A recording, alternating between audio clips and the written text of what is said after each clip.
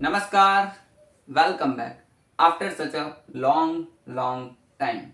Welcome to PYQs of Constable એટલે કે previous year questions of constable. આપણે police constable અથવા તો લોકરક્ષક દળની જે પાછળના વર્ષોમાં જે એક્ઝામ્સ યોજાઈ ગઈ છે એમાં જે મેથમેટિક્સ અને રિઝનિંગ આધારિત જે ક્વેશ્ચન્સ પૂછાયા હતા એ જ ક્વેશ્ચન્સ લઈને હું તમારી સમક્ષ ઉપસ્થિત થયો છું. પ્રીવિયસ યર ક્વેશ્ચન્સ કોઈ પણ એક્ઝામ માટે ખૂબ જ મહત્વપૂર્ણ હોય છે. જ્યારે પણ આપણે તૈયારી કરતા હોઈએ તો એ પ્રીવિયસ યર ક્વેશ્ચન્સને જોવા, એમને સોલ્વ કરવા એ આપણી તૈયારીનો એક ખૂબ મહત્વપૂર્ણ ભાગ હોય છે. કારણ કે પ્રીવિયસ યર ક્વેશ્ચન્સને જોવાથી અને સોલ્વ કરવાથી જ આપણને ખબર પડે કે જે તે એક્ઝામ્સમાં કયા પ્રકારના ક્વેશ્ચન પૂછાય છે, કયા લેવલના ક્વેશ્ચન પૂછાય છે. અને જો આપણે એ ક્વેશ્ચનને સોલ્વ કરી શકીએ છીએ તો આપણને એક સેન્સ ઓફ કોન્ફિડન્સ મળે છે કે હા, આપણે જે તે સમયે જે તે એક્ઝામમાં આ ક્વેશ્ચન પૂછાય તો એને પણ આપણે સોલ્વ કરી દીધો. અને કદાચ જો સોલ્વ નથી કરી શકતા તો એ આપણને રિયલાઇઝ કરવામાં હેલ્પફુલ થાય છે કે આપણી તૈયારી હજુ પણ કાચી છે અથવા તો આપણી તૈયારીમાં હજુ પણ કંઈક ખૂટે છે. એટલા માટે પ્રીવિયસ યર ક્વેશ્ચન્સ સોલ્વ કરવા જરૂરી છે.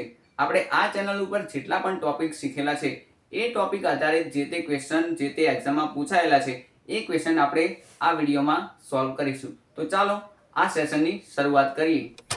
તો ક્વેશ્ચન છે કે જે કામ 12 માણસો 9 દિવસમાં પૂરું કરે તો તે જ કામ 18 માણસો કેટલા દિવસમાં પૂરું કરે? આ ક્વેશ્ચન છે. તો શું કહે છે કે 12 માણસો છે 9 દિવસ લે છે કોઈ કામ કમ્પ્લીટ કરતા, તો આવા જ 18 માણસો હોય તો એમને કેટલા દિવસ લાગશે એનું એ જ કામ કમ્પ્લીટ કરતા? એ ક્વેશ્ચન પૂછ્યો છે. તો તમે આ ક્વેશ્ચન જોશો તો તમને ખબર પડશે કે આ ક્વેશ્ચન કામ અને મહેનતાણુંનો છે.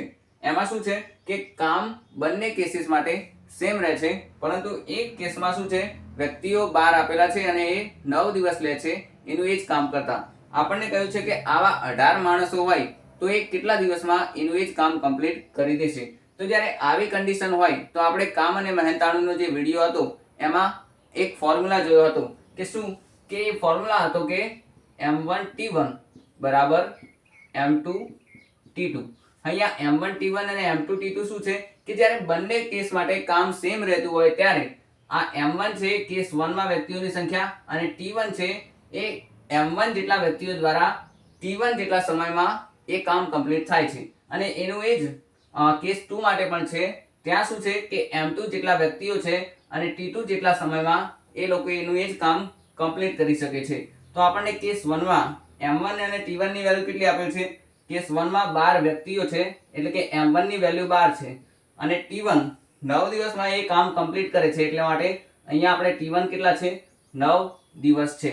M2 બીજા કેસમાં આપણને વ્યક્તિઓની સંખ્યા 18 આપેલી છે એટલા માટે આપણે 18 લખીશું.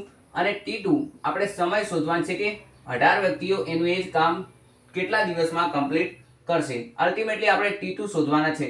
તો આનું સાદું રૂપ આપીએ તો અહીંયા 9 દુના 18 અને 2 છંગ 12 એટલે કે T2 બરાબર કેટલા આવશે? T2 બરાબર 6 દિવસ આવશે. મતલબ કે 18 જેટલા વ્યક્તિઓ એનું એ જ કામ 6 દિવસમાં કમ્પ્લીટ કરી દેશે. નેક્સ્ટ ક્વેશ્ચન છે કે યોગ્ય વિકલ્પ પસંદ કરી શ્રેણી પૂરી કરો. હવે શ્રેણીના કેટલાક ટર્મ્સ આપેલા છે. એ ટર્મ્સ કયા કયા છે? 3 4 9 6 27 8. 3 4 9 6 27 8 અને પછી છે ખાલી જગ્યા. તો આપણે આ ખાલી જગ્યાની જગ્યાએ શું આવશે એ ફિગર આઉટ કરવાનું છે. હવે ધારો કે ખાલી જગ્યાની જગ્યાએ આપણે ક્વેશ્ચન માર્ક જ મૂકી દઈએ કે આપણે આ ક્વેશ્ચન માર્કની જગ્યાએ શું આવશે એનો આન્સર લાવવાનો ટ્રાય કરીએ. તો એકવાર ફરીથી આપણે આ ટર્મ્સને નોટિસ કરીએ કે 3 4 9 6 27 8. તો આપણે આ જોઈએ તો આ ટર્મ્સ કંઈ બહુ મોટા છે નહીં. દરેક ટર્મ્સ નાના જ છે, બહુ મોટા છે નહીં. તો જ્યારે નંબર સિરીઝમાં ટર્મ્સ બહુ મોટા ના હોય તો આપણે શું કરીએ છીએ? ડિફરન્સ વાળી મેથડથી ચાલવાનો ટ્રાય કરીએ છીએ અને ફિગર આઉટ કરીએ છીએ કે ડિફરન્સ કોઈ પેટર્નને ફોલો કરે છે ખરા. અને એ પેટર્ન એકવાર મળી જાય તો આપણે આ રીતે નંબર સિરીઝના ક્વેશ્ચન સોલ્વ કરીએ છીએ. તો ચાલો સૌથી પહેલા તો ડિફરન્સ વાળી મેથડથી ચાલવાનો ટ્રાય કરીએ કે 3 અને 4 એની વચ્ચેનો ડિફરન્સ છે +1 નો. મતલબ કે 3 ની અંદર તમે 1 એડ કરો તો 4 આવે. 4 માંથી 9 માં કન્વર્ટ કરવા માટે 4 ની અંદર તમે 5 એડ કરો તો 9 આવે. હવે 9 માંથી 6 થાય છે મતલબ ઘટે છે. કેટલા ઘટે છે? -3. 9 માંથી 3 બાદ કરો તો 6 આવે. હવે 6 માંથી ડાયરેક્ટલી 27 થાય છે. એનો મતલબ શું કે 6 ની અંદર તમે +21 એડ કરશો તો 27 આવશે. હવે 27 માંથી 8 થાય છે. એનો મતલબ કે 27 માંથી 19 તમે બાદ કરો તો શું આવે? 8 આવે. તો હવે આપણને શું થયું કે આ જે ટર્મ્સ મળ્યા એ ડિફરન્સના ટર્મ્સ છે. અને ટ્રાય કરી કે શું આ ડિફરન્સ કોઈ પેટર્નને ફોલો કરે છે ખરા? તો આપણે જોઈએ તો અહીંયા કેટલીક નિશાનીઓ પ્લસ છે અને કેટલીક માઇનસ છે. કેટલાક ટર્મ્સ 1, 5, 3 નાના છે અને કેટલાક બહુ મોટા પણ છે, +21 -19. તો આ જે ડિફરન્સ છે એ કોઈ પેટર્નને ફોલો કરતો હોય એવું આપણને દેખાતું નથી. એટલા માટે આપણે શું કરીશું કે આ ડિફરન્સ વાળી મેથડથી આપણું આ ક્વેશ્ચનનું સોલ્યુશન આવશે એવું લાગતું નથી. તો આપણે એક બીજી મેથડનો ઉપયોગ કરીએ. હવે બીજી મેથડ કઈ છે અને શું એનો ખ્યાલ છે એ સમજીએ. તો અહીંયા જુઓ કે આ જે ટર્મ્સ આપેલા છે એમાં શું થાય છે કે કેટલીક વાર સંખ્યા વધે છે અને કેટલીક વાર સંખ્યા ઘટે પણ છે. તો આપણે શું કરીએ કે આપણે અલ્ટરનેટિવ જે ટર્મ્સ છે, એક ગાળીને એક ગાળીને બીજું, એ રીતે શું કરીએ કે અલ્ટરનેટિવ ટર્મ્સને એકબીજા સાથે લિંક કરવાની કોશિશ કરીએ. જેમ કે આ જે પહેલું ટર્મ છે એને ત્રીજા ટર્મ સાથે, ત્રીજું ટર્મ છે એને પાંચમા ટર્મ સાથે, અને જે પાંચમું ટર્મ હશે એને સાતમા ટર્મ સાથે લિંક કરવાની કોશિશ કરીએ. તો હવે 3 માંથી 9 માં કન્વર્ટ કરવા હોય તો કેવી રીતે કરી શકાય કે ધારો કે આપણે જે આ 3 છે એને 3 થી મલ્ટીપ્લાય કરીએ તો 3 તરી 9 થાય. હવે 9 માંથી 27 માં કન્વર્ટ કરવા હોય તો એ કેવી રીતે થઈ શકે કે 9 ને તમે ફરીથી જો 3 થી મલ્ટીપ્લાય કરો તો એ 27 તમને આપશે. તો એનો મતલબ શું કે જો અહીંયા 3 થી કામ થઈ ગયું, અહીંયા પણ 3 થી કામ થઈ ગયું, તો અહીંયા પણ 3 થી કામ થશે જ. અને એટલા માટે 27 તરીના 81, મતલબ કે અહીંયા જે ક્વેશ્ચન માર્ક અથવા તો ખાલી જગ્યા હતી ત્યાં 81 આન્સર આવવો જોઈએ. નેક્સ્ટ ક્વેશ્ચન જોઈએ કે 10 માણસો એક કામ 10 દિવસમાં પૂરું કરે છે. જો કામ એક દિવસમાં પૂરું કરવું હોય તો કેટલા માણસો જોઈએ? આ ક્વેશ્ચન છે. હવે આ ક્વેશ્ચન જુઓ તો આ ક્વેશ્ચન પણ આપણે આગળ જોયો એવો જ ક્વેશ્ચન છે. શું કહ્યું છે કે એક જ કામ છે જે બે કેસમાં કરાવવામાં આવે છે. એક કેસમાં કરવામાં આવે તો 10 માણસો એ કામ 10 દિવસમાં કમ્પ્લીટ કરે છે. આપણને પૂછ્યું છે કે આ કામ જો એક જ દિવસમાં કમ્પ્લીટ કરાવવું હોય તો કેટલા માણસોની જરૂર પડે? તો આપણે અહીંયા પણ એ જ ફોર્મ્યુલા યુઝ કરીશું જે આગળ કર્યો હતો એ. અને એ ફોર્મ્યુલા કયો છે કે M1T1 બરાબર M2T2. એનો મતલબ શું કે M1 કેસ 1 માં આપેલ વ્યક્તિઓની સંખ્યા છે અને T1 કેસ 1 માં M1 જેટલા વ્યક્તિઓ દ્વારા જે T1 જેટલા સમયમાં કામ કમ્પ્લીટ થાય છે એ છે. અને એનું એ જ કેસ 2 માં પણ છે. M2 વ્યક્તિઓની સંખ્યા છે અને T2 એ કેટલા દિવસમાં કેટલા સમયમાં જે તે કામ કમ્પ્લીટ કરે છે.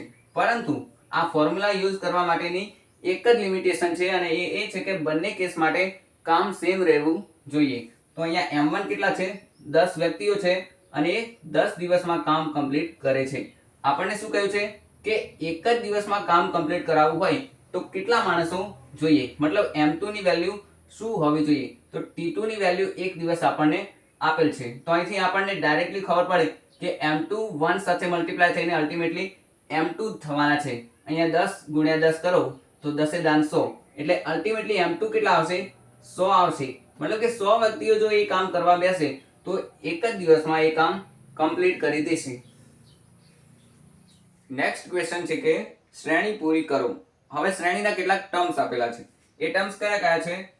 11, 16, 23, 32, 43, 23, 32, 43 અને પછી છે ક્વેશ્ચન માર્ક.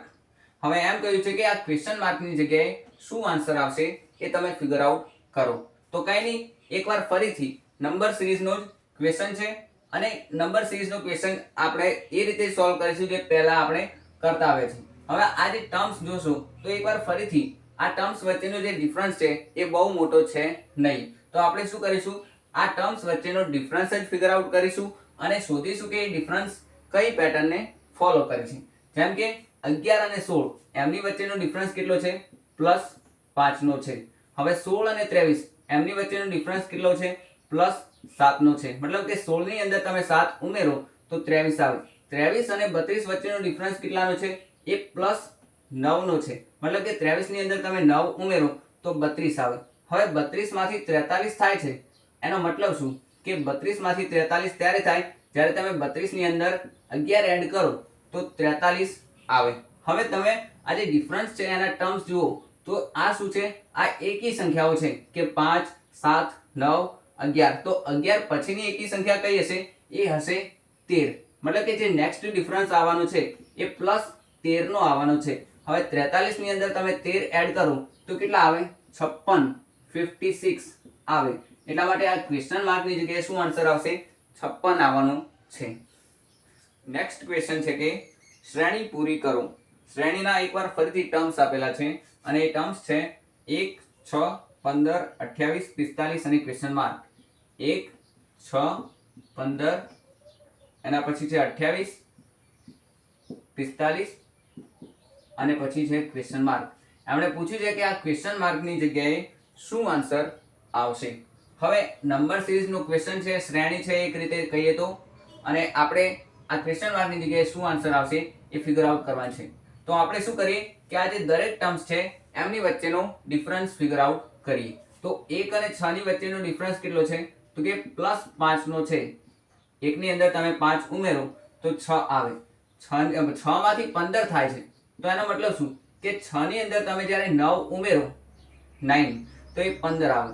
15 માંથી 28 થાય છે, એનો મતલબ શું કે 15 ની અંદર 13 ઉમેરો તો 28 આવે. 28 માંથી 45 થાય છે, એનો મતલબ શું કે 28 ની અંદર તમે કેટલા ઉમેરો તો 45 આવે. તો એ હશે 17 કે તમે 17 ઉમેરો. 8 ને 7 15 નો પાછળો વધી 1 એટલે એ રીતે જોઈએ તો 45 આવે. તો આપણને પૂછ્યું છે કે અહીંયા ક્વેશ્ચન માર્કની જગ્યાએ શું આવશે, અને એ ત્યારે મળશે જ્યારે આપણને ખબર પડશે કે અહીંયા ડિફરન્સ શું આવશે. હવે આપણને આ ટર્મ્સ મળ્યા ડિફરન્સના કે 5 9 13 17 અને પછીનો ડિફરન્સ આપણને મળશે તો અલ્ટિમેટલી અહીંયા શું આવશે એનો આન્સર પણ મળી જશે. અને એ કેવી રીતે મળશે કે અહીંયા ડિફરન્સનો પણ તમે ડિફરન્સ જોશો તો એ કેટલાનો છે, +4 નો છે. મતલબ કે દરેક જે ડિફરન્સના ટર્મ્સ છે એની અંદર તમે 4 ઉમેરો તો નેક્સ્ટ ડિફરન્સ મળવાનો છે. જેમ કે 5 ની અંદર 4 ઉમેરો એટલે 9 આવે. 9 ની અંદર 4 ઉમેરો તો 13 આવે. 13 ની અંદર 4 ઉમેરો તો 17 આવે. તો એ જ રીતે 17 ની અંદર તમે જ્યારે 4 ઉમેરશો તો એ કેટલા આવવાના છે, 21 આવવાના છે. અને 21 એ ડિફરન્સ છે જે તમે 45 ની અંદર ઉમેરશો તો એ કેટલા આવશે, 66. 45 ને 21 આવશે 66. એટલા માટે આ ક્વેશ્ચન માર્કની જગ્યાએ શું આન્સર આવશે, 66 આવવાનું છે. નેક્સ્ટ ક્વેશ્ચન છે કે શ્રેણી પૂરી કરો. એકવાર ફરીથી નંબર સિરીઝનો જ ક્વેશ્ચન છે અને ક્વેશ્ચનમાં ટર્મ્સ આપેલા છે. કયા કયા ટર્મ્સ છે, 2 10 પછી 30 68 અને ક્વેશ્ચન માર્ક. આપણને કહ્યું છે કે આ ક્વેશ્ચન માર્કની જગ્યાએ શું આન્સર આવશે એ તમે ફિગર આઉટ કરો. હવે આ ટર્મ્સ જુઓ, ધ્યાનથી જુઓ અને સમજો કે આમની વચ્ચે શું રિલેશનશિપ છે અથવા તો આ ટર્મ્સ કેવી રીતે બન્યા છે. તો તમે આ ટર્મ્સ જોશો 2 10 30 કે પછી 68, આ કોઈ ને કોઈ સંખ્યાના ઘનની નજીક દેખાય છે. હવે ઘનની નજીક દેખાય છે એ કેવી રીતે ખબર પડે, તો કે આ 2 છે, આ 10 છે, આ 30 છે અને આ 68 છે. હવે 2 ને આપણે કોઈ સંખ્યાના ઘન તરીકે કન્વર્ટ કરવા આવે તો કેવી રીતે કરીએ કે ધારો કે 1 નો ઘન 1 જ થાય, +1 કરીએ તો 1 નો ઘન 1 + 1 એટલે 2 આવશે. હવે આ 10 છે તો 10 ને આપણે કોઈ સંખ્યાના ઘન તરીકે લખવા હોય તો કેવી રીતે લખીએ કે 2 નો ઘન લખીએ. 2 નો ઘન 8 થાય, એની અંદર તમે 2 એડ કરો તો એ તમને કેટલા આપશે, 10 આપશે. એ જ રીતે 30 છે. 30 ને કોઈ સંખ્યાના ઘન તરીકે લખવા હોય તો કેવી રીતે લખાય, તો કે 3 છે. 3 નો તમે ઘન કરો તો એ કેટલા આવે, 3 નો ઘન 27 અને એની અંદર તમે 3 એડ કરો તો એ તમને 30 માં કન્વર્ટ કરીને આપશે. હવે 68 છે. 68 ને કોઈ સંખ્યાના ઘન તરીકે લખવા હોય તો હવે તો આઈડિયા આવે કે અહીંયા 4 નો ઘન થવાનો છે અને એની અંદર 4 એડ તમે કરો. 4 નો ઘન થાય 64 અને 64 ની અંદર 4 એડ કરો તો આવે 68. તો આના ઉપરથી તમે એ પેટર્ન સમજો કે શું છે, 1 નો ઘન છે એની અંદર 1 ઉમેર્યા, 2 નો ઘન છે એની અંદર 2 ઉમેર્યા, 3 નો ઘન છે એની 3 ઉમેર્યા, 4 નો ઘન છે એની અંદર 4 ઉમેર્યા, એટલે આપણને આ ટર્મ્સ મળી ગયા. તો અહીંયા શું થશે, તો કે અહીંયા 5 નો ઘન કરું અને એની અંદર તમે 5 ઉમેરો. 5 નો ઘન થાય 125 પ્લસ 5 એટલે કે 130. એનો મતલબ કે આ જે ક્વેશ્ચન માર્ક છે એની જગ્યાએ શું આવશે? 130 આન્સર આવશે. નેક્સ્ટ ક્વેશ્ચન છે કે એક વ્યક્તિ 3 કિલોમીટર ઉત્તર દિશામાં જાય છે, પછી ડાબી બાજુ વળીને 2 કિલોમીટર જાય છે. તે ફરી ડાબી બાજુ વળીને 3 કિલોમીટર જાય છે. તે પછી જમણી બાજુ વળીને સીધો ચાલે છે. તો હવે તે કઈ દિશામાં ચાલે છે? આ ક્વેશ્ચન છે. હવે તમે જ્યારે આ ક્વેશ્ચનની રકમ વાંચો તો તમને એટલો આઈડિયા આવે કે આ ક્વેશ્ચન એ દિશા અને અંતર જે ટોપિક છે એનો ક્વેશ્ચન છે. તો આપણે એ ટોપિકને અનુસંધાને ચાલીશું. હવે શું કહ્યું છે કે એક વ્યક્તિ 3 કિલોમીટર ઉત્તર દિશામાં જાય છે. તો હવે આપણે હંમેશા જેમ દિશા અને અંતરના ક્વેશ્ચન સોલ્વ કર્યા છે એમ કે આપણે બોર્ડની સાપેક્ષમાં ઉપરની જે બાજુ છે એને ઉત્તર દિશા ગણી લઈશું. ઉપરની જે બાજુ છે એને ઉત્તર દિશા ગણી લઈશું. અને જો ઉપરની બાજુ ઉત્તર દિશા હોય તો જે જમણી બાજુ છે એ એની પૂર્વ દિશા થશે અને જે ડાબી બાજુ છે એ પશ્ચિમ દિશા થશે. નીચેની જે છે એ દક્ષિણ દિશા થશે. એવું આપણને સમજ પડવી જોઈએ. હવે એમણે શું કહ્યું છે એ સમજીએ. એમણે કહ્યું છે કે એક વ્યક્તિ 3 કિલોમીટર ઉત્તર દિશામાં જાય છે. તો ધારો કે એ વ્યક્તિ કોઈ પી પોઈન્ટ આગળ છે. પી પોઈન્ટ આગળ છે અને ઉત્તર દિશામાં 3 કિલોમીટર જાય છે. મતલબ બોર્ડની સાપેક્ષમાં એ ઉપરની બાજુ 3 કિલોમીટર ચાલે છે અથવા તો દોડે છે. જે પણ એ વ્યક્તિનું મન હોય એ કરે. આપણે પી પોઈન્ટ ઉપરથી એ વ્યક્તિ 3 કિલોમીટર ચાલે છે અને ધારો કે પી પછી ક્યુ પોઈન્ટ આગળ પહોંચે છે. હવે એ વ્યક્તિ 3 કિલોમીટર ચાલીને ઉત્તર દિશામાં ક્યુ પોઈન્ટ આગળ પહોંચ્યો છે. હવે શું કહે છે? પછી ડાબી બાજુ વળીને 2 કિલોમીટર જાય છે. હવે એ વ્યક્તિ જ્યારે ઉત્તર દિશામાં આ રીતે છે તો આ એની જમણી બાજુ થશે અને આ એની ડાબી બાજુ થવાની છે. શું કહે છે કે ડાબી બાજુ વળીને 2 કિલોમીટર જાય છે. એનો મતલબ આ બાજુ એની ડાબી બાજુ છે તો એ વ્યક્તિ શું કરે છે કે 2 કિલોમીટર જેટલું એ અંતર કાપે છે અને ધારો કે એ વ્યક્તિ PQ પછી R પોઈન્ટ આગળ પહોંચે છે. મતલબ આ R પોઈન્ટ આગળ એ વ્યક્તિ ડાબી બાજુ 2 કિલોમીટર ચાલીને પહોંચ્યો. હવે શું કહે છે? તે ફરી ડાબી બાજુ વળીને 3 કિલોમીટર જાય છે. એનો મતલબ શું? એનો મતલબ કે હવે વ્યક્તિ જ્યારે R પોઈન્ટ આગળ છે અને એ આ દિશા તરફ મોં રાખીને ઊભો છે તો એ જે નીચેની બાજુ છે એ એની ડાબી બાજુ થશે અને ઉપરની જે બાજુ છે એ એની જમણી બાજુ થશે. આપણને શું કહે છે કે તે ફરી ડાબી બાજુ વળીને 3 કિલોમીટર જાય છે. મતલબ બોર્ડની સાપેક્ષમાં એ નીચેની બાજુ 3 કિલોમીટર જાય છે. મતલબ જે પી પોઈન્ટ છે એની જ લાઈનમાં એ વ્યક્તિ પહોંચી જાય છે. એટલે ધારો કે આપણે 3 કિલોમીટર અહીંયા લખીએ અને એ વ્યક્તિ R થી ડાબી બાજુ 3 કિલોમીટર સુધી પહોંચીને R પછી S પોઈન્ટ આગળ પહોંચે છે. હવે શું કહ્યું છે? તે પછી જમણી બાજુ વળીને સીધો ચાલે છે. અહીંયા શું કહે છે કે જમણી બાજુ વળીને સીધો ચાલે છે. મતલબ વ્યક્તિ જ્યારે દક્ષિણ દિશા, કારણ કે નીચેની બાજુ આપણે શરૂઆતમાં જ વાત કરી કે જો ઉત્તર દિશા એ ઉપરની બાજુ હોય તો દક્ષિણ દિશા નીચેની બાજુ હશે. એટલે અલ્ટિમેટલી વ્યક્તિ S પોઈન્ટ આગળ દક્ષિણ દિશા તરફ મોં રાખીને ઊભો છે ત્યારે આ એની જમણી બાજુ થશે અને આ એની ડાબી બાજુ થશે. એ વ્યક્તિ હવે રકમમાં શું કહ્યું છે કે તે પછી જમણી બાજુ વળીને સીધો ચાલે છે. મતલબ કે અહીંયાથી જમણી બાજુ વળીને એ વ્યક્તિ આ રીતે ચાલવાનું શરૂ કરે છે. હવે કયા પોઈન્ટ આગળ પહોંચે છે એવી કોઈ માહિતી આપેલી નથી, પરંતુ કહ્યું છે કે અહીંયાથી એ જમણી બાજુ વળીને સીધો ચાલે છે. તો મતલબ આ દિશામાં એ વ્યક્તિ ચાલી રહ્યો છે. હવે આ દિશા કઈ છે એ ફિગર આઉટ કરવાનું છે. હવે જુઓ કે ઉપરની બાજુ એ ઉત્તર દિશા હોય તો ઉત્તર દિશાની ડાબી બાજુ આ બાજુ કઈ દિશા હશે? આ પશ્ચિમ દિશા હશે. આ પશ્ચિમ દિશા હશે અને વ્યક્તિ પણ આ દિશામાં જ ચાલે છે. એટલા માટે એ વ્યક્તિ હાલ કઈ દિશામાં ચાલી રહ્યો છે? પશ્ચિમ દિશામાં ચાલી રહ્યો છે. નેક્સ્ટ ક્વેશ્ચન છે કે શ્રેણી પૂરી કરો. હવે શ્રેણીના ટર્મ્સ આપેલા છે. કયા કયા ટર્મ્સ છે? 34, 18, 10, 6, 4 અને ક્વેશ્ચન માર્ક. 34, 18, એના પછી છે 10, 6, 4 અને ક્વેશ્ચન માર્ક. આપણને પૂછ્યું છે કે આ જે ક્વેશ્ચન માર્ક છે એની જગ્યાએ શું આન્સર આવશે એ ફિગર આઉટ કરો. એકવાર ફરીથી નંબર સિરીઝનો ક્વેશ્ચન છે અને આપણે નંબર સિરીઝનો ક્વેશ્ચન કેવી રીતે સોલ્વ કરીએ છીએ? આપણે હંમેશા એક ડિફરન્સ નીકાળીએ છીએ દરેક ટર્મ્સ વચ્ચેનો અને ટ્રાય કરીએ છીએ કે એ ડિફરન્સ કોઈ ચોક્કસ પેટર્નને ફોલો કરે છે ખરા. જો એક પેટર્ન આપણને મળી જાય તો પછી આપણે એ નંબર સિરીઝનો આન્સર લાવી દેતા હોઈએ છીએ. પરંતુ એ જરૂરી નથી કે દરેક વખતે આપણે એ ડિફરન્સ ફિગર આઉટ કરીએ, તફાવત ફિગર આઉટ કરીએ અને એ આગળ પ્રોસેસ કરીને એ જ રીતે આન્સર આવે. કેટલીક વાર કોઈક બીજી પેટર્ન પણ જે તે નંબર સિરીઝમાં છુપાયેલી હોઈ શકે છે અને એટલા માટે જ આપણે આ ક્વેશ્ચનને પણ એક બીજી રીતે એપ્રોચ કરીએ. જેમ કે સૌથી પહેલા 34 છે, 34 છે, પછી 18 છે, પછી 10 છે, પછી 6 છે, 4 છે અને ક્વેશ્ચન માર્ક. તો આમની વચ્ચે શું રિલેશનશિપ છે એ સમજવાનો ટ્રાય કરીએ. હવે જુઓ કે 34 છે અને 18 છે, એમની વચ્ચે કોઈ સંબંધ છે ખરા? ટ્રાય કરીએ કે શું સંબંધ છે એ ટ્રાય કરી શોધવાનો. 18 અને 10 એની વચ્ચે કોઈ રિલેશનશિપ છે ખરા? અને 10 કે 6 એની વચ્ચે કઈ છે એ શોધવાનો ટ્રાય કરીએ. કેવી રીતે? કે 34 છે અને 18 છે, એમની વચ્ચે કંઈક સંબંધિત હોય એવું લાગે છે ખરા? શું? તો કે આ 34 છે, 34 ના અડધા કેટલા થાય? તો કે 17. 17 ની અંદર તમે 1 એડ કરો તો કેટલા આવે? 18 આવે. હવે 18 ના અડધા કેટલા થાય? તો કે 9.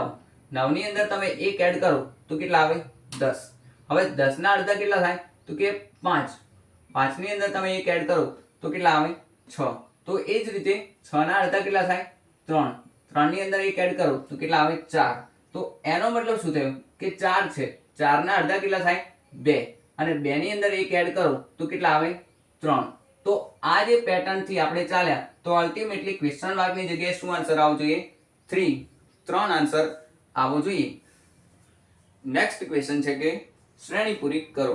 એકવાર ફરીથી નંબર સિરીઝનું ક્વેશ્ચન છે અને એ નંબર સિરીઝના ટર્મ્સ છે 3, 8, 18, 38, 78 અને ક્વેશ્ચન માર્ક. 3, 8, 18, 38, એના પછી છે 78, 78 અને ક્વેશ્ચન માર્ક. એકવાર ફરીથી એ જ ક્વેશ્ચન કે આ ક્વેશ્ચન માર્કની જગ્યાએ શું આન્સર આવશે? આપણે શું કરીશું? આપણે કરવાનું એ છે કે આ જે દરેક ટર્મ્સ છે એમની વચ્ચેનો સૌથી પહેલા તો ડિફરન્સ ફિગર આઉટ કરીએ. જેમ કે 3 અને 8, 3 ને 8 ની વચ્ચેનો ડિફરન્સ કેટલો છે? 5 નો છે. 3 ની અંદર તમે 5 ઉમેરો તો કેટલા આવે? 8 આવે. 8 માંથી 18 માં કન્વર્ટ કરવા હોય તો એ કેવી રીતે થાય? કે 8 ની અંદર તમે 10 ઉમેરો તો એ 18 કન્વર્ટ થઈ જાય. 18 માંથી 38 માં કન્વર્ટ કરવા શું કરવું પડે? તો કે 18 ની અંદર તમે 20 ઉમેરો 20 તો એ તમને 38 આપશે. અને એ જ રીતે 38 માંથી 78 માં કન્વર્ટ કરવા હોય તો એ કઈ રીતે થાય? કે 38 ની અંદર તમે 40 ઉમેરો તો એ 78 થાય. તો મતલબ 5, 10, 20, 40 આ શું મળ્યું આપણને? એક ડિફરન્સના ટર્મ્સ મળ્યા. હવે ફિગર આઉટ કરો કે આ ડિફરન્સ કઈ પેટર્નને ફોલો કરે છે. તો 5 માંથી 10, 10 માંથી 20, 20 માંથી 40, મતલબ જે પાછળનું ટર્મ છે એને ડબલ કરીને આગળનું ટર્મ મળે છે. તો એટલા માટે 5 ના ડબલ 10, 10 ના ડબલ 20, 20 ના ડબલ 40. તો 40 ના ડબલ કેટલા? તો કે 80. મતલબ કે જે નેક્સ્ટ ડિફરન્સ હશે, તફાવત હશે એ 80 નો હશે. હવે 78 ની અંદર તમે 80 ઉમેરો તો 8 ને 7 થાય 15, એટલા માટે 158, 158 એ શું થશે? ક્વેશ્ચન માર્કની જગ્યાએ આવનારો આન્સર થશે. નેક્સ્ટ ક્વેશ્ચન છે કે શ્રેણી પૂરી કરો. શ્રેણીના ટર્મ્સ આપેલા છે 5, 6, એના પછી છે 10, 19, 35 અને ક્વેશ્ચન માર્ક. આ ક્વેશ્ચન માર્કની જગ્યાએ શું આન્સર આવશે એ ફિગર આઉટ કરવાનું છે. એકવાર ફરીથી નંબર સિરીઝનો જ ક્વેશ્ચન છે અને આપણે એ જ રીતે સોલ્વ કરીશું જે રીતે આગળ કરતા આવે છે. શું છે કે કેટલાક ટર્મ્સ આપેલા છે અને એનો ઉપયોગ કરીને આપણે આ ક્વેશ્ચન માર્કની જગ્યાએ શું આવશે એ ફિગર આઉટ કરવાનું છે. તો આપણે શું કરીશું કે સૌથી પહેલા આ જે દરેક ટર્મ્સ છે એમની વચ્ચેનો ડિફરન્સ ફિગર આઉટ કરીએ. હવે કેવી રીતે? તો કે 5 અને 6 એની વચ્ચેનો ડિફરન્સ કેટલો છે? +1 નો છે.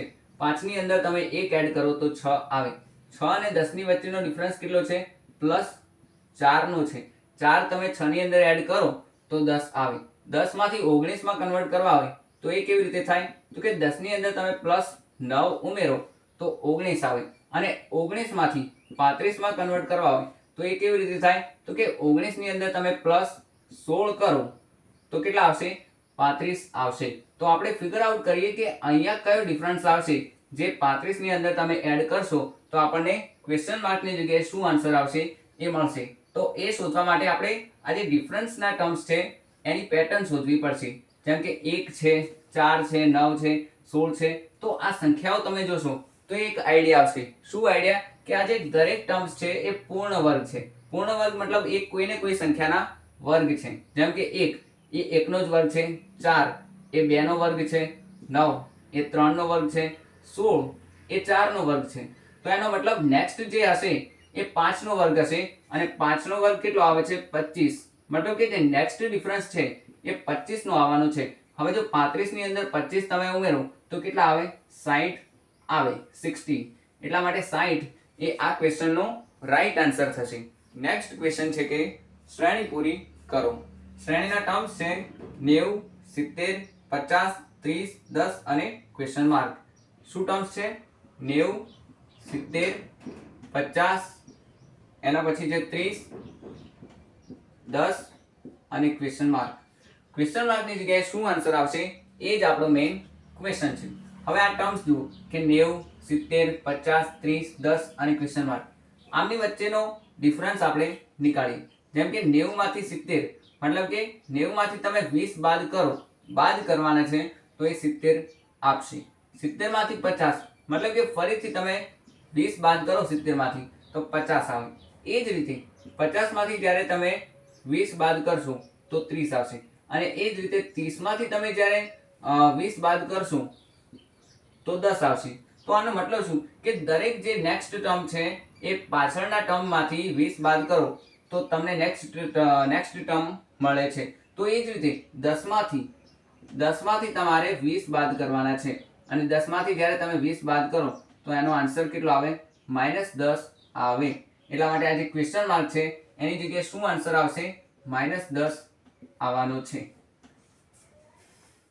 નેક્સ્ટ ક્વેશ્ચન છે કે રામ ઉત્તરમાં 7 કિલોમીટર ચાલે છે, ત્યાંથી તે પૂર્વમાં 5 કિલોમીટર ચાલે છે, ત્યાંથી દક્ષિણમાં 3 કિલોમીટર ચાલે છે, ત્યાંથી પશ્ચિમમાં 5 કિલોમીટર ચાલે છે. તો તેના શરૂઆતના બિંદુથી કેટલા કિલોમીટર દૂર હશે? આ એનો મેઇન ક્વેશ્ચન છે. હવે તમે જ્યારે આ ક્વેશ્ચનની રકમ વાંચો તો એટલો તો આઈડિયા આવી જાય કે આ ક્વેશ્ચન એ દિશા અને અંતર આધારિત ક્વેશ્ચન છે. તો આપણે એ જ ટોપિકનો જે કન્સેપ્ટ હતો એનો ઉપયોગ કરીને આ ક્વેશ્ચન સોલ્વ કરીશું. અને આપણને ખબર છે કે જ્યારે પણ આપણે દિશા અને અંતર આધારિત ક્વેશ્ચન સોલ્વ કરતા હોઈએ ત્યારે આપણે જે બોર્ડ છે એની સાપેક્ષમાં જે ઉપરની બાજુ છે એને ઉત્તર દિશા કન્સિડર કરીએ છીએ. બોર્ડની સાપેક્ષમાં ઉપરની બાજુ છે એને ઉત્તર દિશા કન્સિડર કરતા હોઈએ તો આ જે એની જમણી બાજુ હોય એ પૂર્વ દિશા હશે, ડાબી બાજુ હોય એ પશ્ચિમ દિશા હશે અને જે નીચેની બાજુ છે એ દક્ષિણ દિશા આપણા માટે બની જાય. હવે શું કહ્યું છે કે રામ ઉત્તરમાં 7 કિલોમીટર ચાલે છે. તો ધારો કે રામ કોઈ સ્મોલ પોઈન્ટ P આગળ ઊભો છે અને એ વ્યક્તિ ઉત્તર દિશામાં 7 કિલોમીટર ચાલે છે. તો એનો મતલબ કે ધારો કે અહીંથી આપણે એક સ્ટ્રેટ લાઈન દોરી દઈએ અને દર્શાવીએ કે એ વ્યક્તિ 7 કિલોમીટર ઉત્તર દિશામાં ચાલે છે. P પોઈન્ટથી એ વ્યક્તિ Q પોઈન્ટ સુધી પહોંચી ગયો 7 કિલોમીટર ચાલીને. હવે શું કહે છે કે ત્યાંથી તે પૂર્વમાં 5 કિલોમીટર ચાલે છે. મતલબ કે ઉપરની બાજુ એ ઉત્તર દિશા છે અને અહીંથી એ વ્યક્તિ ઉત્તર દિશામાં 7 કિલોમીટર ચાલ્યો છે. તો હવે આ બાજુ એની પૂર્વ દિશા થવાની છે અને પૂર્વ દિશામાં એ શું કરે છે? 5 કિલોમીટર ચાલે છે. તો આપણે શું કરીશું કે 5 કિલોમીટર એક આડી લાઈન બતાવી દઈશું કે આ 5 કિલોમીટરની લાઈન છે અને એ વ્યક્તિ પૂર્વ દિશામાં 5 કિલોમીટર ચાલીને કોઈ પોઈન્ટ R આગળ પહોંચે છે. તો જે રામ છે એ R પોઈન્ટ આગળ પહોંચી ગયો છે. હવે શું કહે છે કે ત્યાંથી દક્ષિણમાં 3 કિલોમીટર ચાલે છે. હવે ઉપરની બાજુ ઉત્તર દિશા હોય તો નીચેની બાજુ દક્ષિણ દિશા થવાની છે. રામ શું કરે છે કે R પોઈન્ટ ઉપરથી દક્ષિણ દિશામાં 3 કિલોમીટર ચાલે છે. એનો મતલબ કે નીચેની બાજુ 3 કિલોમીટર ખાલી ને ખાલી 3 કિલોમીટર ચાલે છે. એટલા માટે આપણે અહીંયા 3 કિલોમીટર દર્શાવી દઈશું અને ધારો કે S પોઈન્ટ આગળ પહોંચે છે. મતલબ અલ્ટિમેટલી એ S પોઈન્ટ આગળ પહોંચી ગયો છે. હવે શું કરે છે એ વ્યક્તિ કે ત્યાંથી પશ્ચિમમાં 5 કિલોમીટર ચાલે છે. હવે S પોઈન્ટ આગળ એ વ્યક્તિ પહોંચી ગયો છે તો એના માટે પશ્ચિમ દિશા કઈ બાજુ થશે? એ આ બાજુ પશ્ચિમ દિશા થવાની છે. તો એ 5 કિલોમીટર પશ્ચિમ દિશામાં ચાલે છે. તો અહીંથી 5 કિલોમીટર એના માટે કેટલું થશે? તો કે ઉપરમાં જે 5 કિલોમીટર અહીંયા દેખાય છે એટલું જ 5 કિલોમીટર એ પશ્ચિમ દિશામાં ચાલવાનું છે. તો એટલા માટે આપણે એસ પોઈન્ટ પછી કયો પોઈન્ટ આવે છે? ટી પોઈન્ટ આવે છે. એટલા માટે ધારો કે ટી પોઈન્ટ આગળ અલ્ટિમેટલી પહોંચી ગયો છે. આપણને શું કહ્યું છે કે જે મૂળ જે એનું સ્થાન હતું, જે મેઇન પોઈન્ટ હતો, ત્યાંથી હવે એ કેટલા ડિસ્ટન્સ સુધી પહોંચેલો છે? તો અહીંયા જે ટોટલી અહીંયા જે ડિસ્ટન્સ હતું પી અને ક્યુ પોઈન્ટ આગળ એ કેટલું હતું? 7 કિલોમીટરનું હતું. અને એમાંથી આર અને એસ પોઈન્ટ વચ્ચેનું ડિસ્ટન્સ 3 કિલોમીટર છે. એ વ્યક્તિ અહીંયા હાલ પહોંચ્યો છે, એનો મતલબ આટલું ડિસ્ટન્સ કેટલું હશે? આ 4 કિલોમીટર થવાનું છે. એનો મતલબ શું કે એના મૂળ જે સ્થાન હતું ત્યાંથી 4 કિલોમીટરના ડિસ્ટન્સ સુધી પહોંચી ગયો છે. નેક્સ્ટ ક્વેશ્ચન છે કે 1000 લીટર પાણી ભરેલી ટાંકીમાં 15 લીટર પ્રતિ મિનિટના દરે પાણી ખાલી કરવામાં આવે છે અને 10 લીટર પ્રતિ મિનિટના દરે પાણી ભરવામાં આવે છે, તો ટાંકી કેટલા સમયમાં ખાલી થઈ જશે? આ ક્વેશ્ચન છે. હવે તમે જ્યારે આ રકમને ધ્યાનથી વાંચો તો તમને એક આઈડિયા આવે કે આ જે રકમ છે અથવા તો આ જે ક્વેશ્ચન છે એ નળ અને ટાંકીનો જે ટોપિક હતો એના આધારિત ક્વેશ્ચન છે. અહીંયા શું છે કે કોઈ ટાંકી છે જે 1000 લીટરની છે. ટાંકી છે એ 1000 લીટરની છે. અહીંયા શું થઈ રહ્યું છે કે કોઈ ધારો કે કોઈ બે નળ ગણી લઈએ અને એ બે નળમાંથી એક નળ ટાંકીના તળિયે લગાવેલ છે. શું કરે છે? 15 લીટર પ્રતિ મિનિટના દરે પાણી ખાલી કરે છે. ધારો કે કોઈ નળ એ છે, એ શું કરે છે? પાણી ટાંકીમાંથી ખાલી કરે છે. કેટલા દરથી? તો કે 15 લીટર પ્રતિ મિનિટ. આ 15 લીટર પ્રતિ મિનિટનો મતલબ શું થયું કે 15 લીટર પાણી 1 મિનિટની અંદર નળ એ દ્વારા ખાલી કરી દેવામાં આવશે. ધારો કે અહીંયા લખી દઈએ કે ખાલી. અને કોઈ ધારો કે નળ બી છે જે ટાંકીના ઉપર લગાવવામાં આવેલ છે, જે 10 લીટર પ્રતિ મિનિટના દરે પાણી ભરે છે. તો ધારો કે નળ એ બી છે જે 10 લીટર પ્રતિ મિનિટના દરથી જે તે ટાંકીમાં પાણી ભરે છે. તો આ બે નળ છે, એક ટાંકીને ખાલી કરે છે અને એક ભરે છે. આપણને પૂછવામાં આવ્યું છે કે જ્યારે બંને નળ એક સાથે ખોલવામાં આવે, નળ એવો કોઈ ઉલ્લેખ કરેલો નથી, પરંતુ એમનો અલ્ટિમેટલી કહેવાનો અર્થ એવો જ છે કે જ્યારે બંને કન્ડિશન એક સાથે ચાલુ હોય તો એ ટાંકી કેટલા સમયમાં ખાલી થઈ જશે. અહીંયા ટાંકી ખાલી થવાનો દર છે એ ટાંકી ભરવાના દર કરતાં વધારે છે, એટલે ટાંકી અલ્ટિમેટલી ખાલી જ થશે. તો આપણને પૂછ્યું છે કે કેટલા સમયમાં આ 1000 લીટરની ટાંકી ખાલી થઈ જશે. તો એ શોધવા માટે આપણે શું કરવું પડશે? એ શોધવું પડશે કે ચોખ્ખી રીતે જે તે ટાંકીમાં કેટલી ઝડપથી પાણી ભરાય છે અથવા તો ખાલી થાય છે. જો જેમ કે મેં અહીંયા કહ્યું હતું કે ખાલી થવાનો દર વધારે છે એટલા માટે ટાંકી અલ્ટિમેટલી ખાલી જ થશે. તો આપણે શોધવું પડશે ચોખ્ખી રીતે જે તે ટાંકીમાં કેટલી દરથી પાણી ખાલી થઈ રહ્યું છે. અને એ કઈ રીતે મળશે? તો કે જેના દ્વારા પાણી ખાલી કરવામાં આવે છે એમાંથી જેના દ્વારા પાણી ભરવામાં આવે છે એ ઝડપને, એ દરને તમે બાદ કરો તો મતલબ ચોખ્ખી રીતે આનો ધારો કે જવાબ તને 5 મળશે. આ ચોખ્ખી રીતે 5 લીટર પ્રતિ મિનિટના દરથી પાણી જે તે ટાંકીમાંથી ખાલી થઈ રહ્યું છે. તો ધારો કે અમને ટી જેટલો સમય લાગે છે, ટી જેટલી મિનિટ લાગે છે કેટલી? 1000 લીટરની ટાંકીને ખાલી કરતા. તો અહીંયા 5 ગુણ્યા ટી કરીને 1000 સાથે સરખાવાના છે. તો આ ચોખ્ખી રીતે આટલી ઝડપથી, આટલા દરથી જે તે ટાંકીમાંથી પાણી ખાલી થઈ રહ્યું છે, એની સાથે સમય તમે ગુણી નાખો તો અલ્ટિમેટલી આટલા લીટરની ટાંકી ખાલી થઈ જશે. અહીંથી ટી ફિગર આઉટ કરવા હોય તો કેવી રીતે થાય કે 1000 ને તમે 5 થી ડિવાઈડ કરો તો 200 આવે. પણ 200 શું આવશે? મિનિટ આવશે. મિનિટ કેમ? કારણ કે આપણને જે દર આપેલો છે એ લીટર પ્રતિ મિનિટમાં આપેલ છે, એટલે કે 200 મિનિટની અંદર ટાંકી ખાલી થઈ જશે. આપણે આને કલાકમાં કન્વર્ટ કરવા હોય તો કેવી રીતે થાય? તો કે આના બે ભાગ કરીએ કે 180 પ્લસ 20. કેમ? કારણ કે 180 મિનિટ બરાબર કેટલા? 3 કલાક. 3 કલાક અને પ્લસ કેટલી? 20 મિનિટ્સ જે બાકી રહી એ, મતલબ 3 કલાક 20 મિનિટની અંદર સંપૂર્ણ ટાંકી ખાલી થઈ જશે. નેક્સ્ટ ક્વેશ્ચન છે કે એક વ્યક્તિ ઉત્તર દિશામાં 6 કિલોમીટર ચાલે છે, ત્યાંથી વળી પૂર્વ દિશામાં 8 કિલોમીટર ચાલે છે, તો તેણે પોતાના શરૂઆતના બિંદુથી સીધી રેખામાં કેટલું અંતર કાપ્યું હશે? આ ક્વેશ્ચન છે. હવે ક્વેશ્ચન જુઓ અને આઈડિયા આવી જવો જોઈએ કે આ દિશા અને અંતર આધારિત ક્વેશ્ચન છે. તો આપણે એ જ રીતે આને સોલ્વ કરીશું. આપણે માની લઈશું કે બોર્ડની સાપેક્ષમાં ઉપરની જે બાજુ છે એ ઉત્તર દિશા છે. ઉપરની જે બાજુ છે એ ઉત્તર દિશા છે. શું કહે છે કે એક વ્યક્તિ ઉત્તર દિશામાં 6 કિલોમીટર ચાલે છે. ધારો કે સ્મોલ પોઈન્ટ P આગળ એ વ્યક્તિ ઊભો છે અને ઉત્તર દિશામાં એ ચાલવાનું શરૂ કરે છે અને 6 કિલોમીટર ચાલીને ઊભો રહે છે અને ધારો કે Q પોઈન્ટ આગળ પહોંચે છે. 6 કિલોમીટર એ વ્યક્તિ ચાલીને Q પોઈન્ટ આગળ પહોંચે છે. શું કહે છે? ત્યાંથી વળી પૂર્વ દિશામાં 8 કિલોમીટર ચાલે છે. હવે શું કહ્યું કે ઉત્તર દિશામાં એ 6 કિલોમીટર ચાલે છે. Q પોઈન્ટ આગળ પહોંચ્યા પછી એ પૂર્વ દિશામાં 8 કિલોમીટર ચાલે છે. એનો મતલબ શું થયું કે અહીંથી એના માટે પૂર્વ દિશા આ બાજુ હશે. ત્યાં એ પૂર્વ દિશામાં કેટલું 8 કિલોમીટર ચાલે છે. એટલા માટે આપણે અહીંયા 8 કિલોમીટર લખી દઈએ અને દર્શાવી દઈએ કે એ PQ અને R પોઈન્ટ આગળ પહોંચ્યો છે. હવે આપણે શું કહ્યું છે કે એ એના મૂળ જે બિંદુ હતું, મૂળ જે સ્થાન હતું, ત્યાંથી સીધી રેખામાં આ P પોઈન્ટથી કેટલો દૂર છે. તો આપણે એના માટે શું કરીએ કે ધારો કે આ જે પોઈન્ટ છે R પોઈન્ટ અને P પોઈન્ટ, એને એકબીજાથી કનેક્ટ કરી લઈએ અને આપણે શું કરવાનું છે કે આ PR ની વેલ્યુ શોધવાની છે કે PR કેટલું ડિસ્ટન્સ છે. અને એ કેવી રીતે મળશે?